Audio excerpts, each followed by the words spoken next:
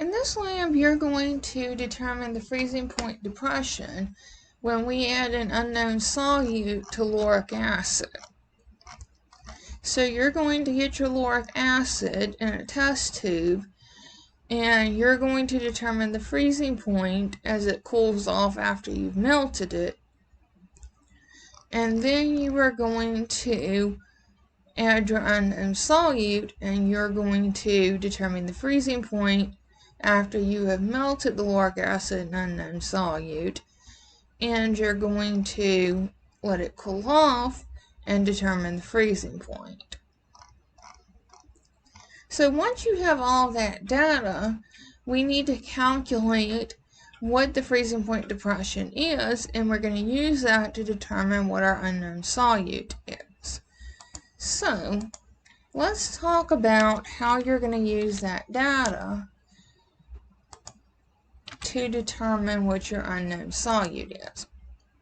So if you look at the processing the data section, it walks you through what you need to do. So in the first step, you're asked to calculate the difference in the freezing point temperatures. So you're going to take T1, which is the freezing point depression when you just had your lauric acid, and subtract the freezing point when you melted your mixture. So you're going to take T1 minus T2, the freezing point of lauric acid, minus the freezing point of the mixture, and that's going to give you delta T. So in step 2, it asks you to calculate the molality of the solution.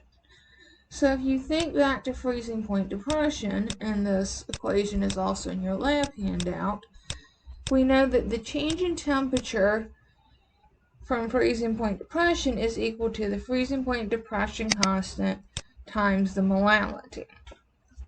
So we know what the freezing point depression is because we calculated this in step 1, and we know what the freezing point depression constant is because it's given to us in the intro as 3.9 degrees Celsius per molality.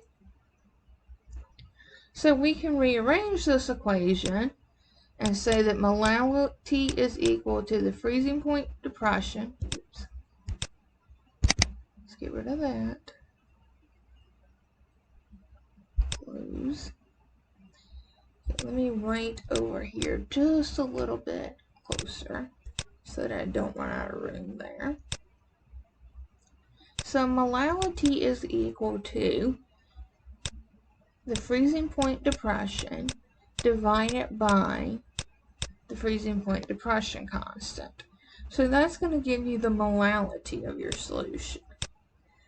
So then in step 3, we're going to calculate the moles of unknown solute. So to do that, we know that molality is equal to moles per kilogram,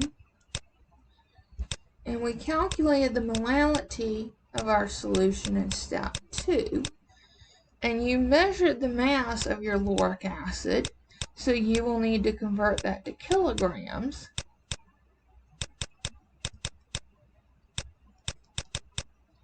And then we're going to take the molality and we're going to multiply that by the kilograms of lauric acid in order to calculate the moles of unknown solute. So then in step 4, we have one more step to go to get the molar mass of our unknown solute. We're going to take the grams of unknown solute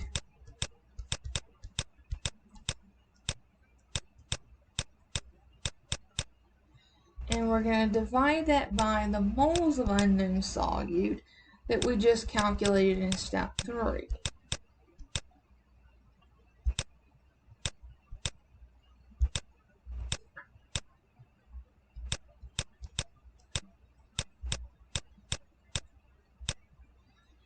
And that's going to give us the molar mass of our unknown solute.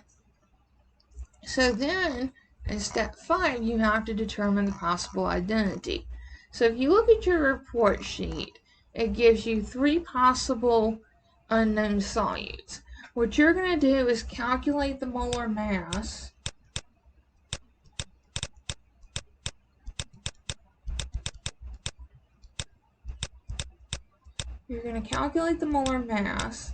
of those solutes that are listed, and then you're going to compare it to what you got in step 4.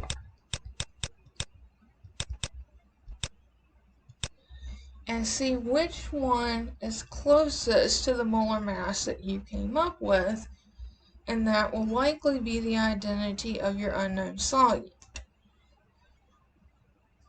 So we're going to use the idea of freezing point depression that we've been talking about to calculate and determine what an unknown solute is. So make sure that you have submitted your purpose and procedure on Canvas before you come to lab, and I will see you in lab.